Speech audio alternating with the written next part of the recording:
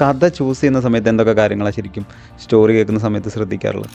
Story കേൾക്കുന്ന സമയത്ത് ഏറ്റവും കൂടുതൽ ഈ ഒരു സബ്ജക്റ്റ് ജനങ്ങൾക്ക് റിലേറ്റ് ചെയ്യാൻ പറ്റുമെന്ന് ചിന്തിക്കും. കാരണം പലരും അങ്ങനെ പറഞ്ഞു കേട്ടിട്ടുണ്ട്, ഇങ്ങനെ ചെയ്ത സിനിമ ഇതാവും, ഇങ്ങനെ ചെയ്ത. അങ്ങനെയല്ല. കാരണം വെച്ചാൽ 15 lakhs ഓഫ് ആൾക്കാർ വീട്ടിൽ നിന്ന് പുറത്തിറങ്ങി തിയേറ്ററിൽ വന്ന് പേ ചെയ്ത് പടം കണ്ടാൽ മാത്രമാണ് പടം ഹിറ്റാവത്തുള്ളൂ. അപ്പൊ അതിനുള്ള എഫേർട്ട് എന്താണ്?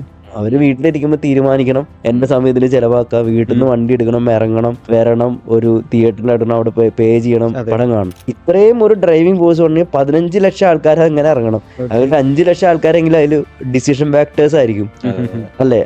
അപ്പൊ ഒന്ന് ആലോചിച്ച്, ഏതെങ്കിലും ഒരു പ്രൊഡക്റ്റ് ഒരു 2 ആഴ്ച കൊണ്ട് 15 ലക്ഷം ആൾക്കാർക്ക് വിൽക്കാൻ ശ്രമിക്കുകയാണ്. അത് വേറൊരു ആസ്പെക്റ്റിൽ നോക്കിക്കഴിഞ്ഞാൽ അതൊരു വലിയ ഫാക്ടർ. അപ്പൊ അത്രയും ഡിസിഷൻ എടുക്കാൻ പറ്റുന്ന ഒരു സ്റ്റോറി നമ്മൾ ചിന്തിക്കുമ്പോൾ നമ്മൾ അത്രയും ആൾക്കാരെ ഇമ്പാക്ട് ചെയ്യാൻ പറ്റുന്ന ഒരു സബ്ജക്റ്റ് ആണോ എന്നുള്ളതാണ് അതിന്റെ ഒരു ഫസ്റ്റ് ഇതുണ്ടാവുക.